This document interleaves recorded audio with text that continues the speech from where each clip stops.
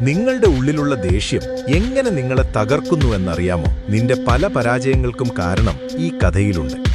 ഒരിക്കൽ ഒരു പാമ്പ് ഒരു വാളിനു മുകളിലൂടെ ഇഴഞ്ഞു പോയപ്പോൾ അതിന് ചെറിയൊരു മുറിവേറ്റു. ആ വാൾ തന്നെ ആക്രമിച്ചതാണെന്ന് കരുതി ദേഷ്യത്തോടെ പാമ്പ് അതിൽ ആഞ്ഞുമത്തി. പാമ്പിന്റെ വായ കീറി. ഈഗോയും ദേഷ്യവും മൂത്ത് ആ പാമ്പ് വാളിന് വരിഞ്ഞു മുറുക്കി ഇല്ലാതാക്കാൻ ശ്രമിച്ചു. അവസാനം സ്വന്തം രക്തം വാർന്ന് അത് ചത്തുവീണു. ഇവിടെ ആ വാൾ ഒന്നും ചെയ്തിട്ടില്ല. പാമ്പിന്റെ അനിയന്ത്രിതമായ ദേഷ്യമാണ് അതിനെ കൊന്നത്. ജീവിതത്തിൽ ചില ആളുകളും സാഹചര്യങ്ങളും നിന്നെ പ്രകോപിപ്പിക്കും.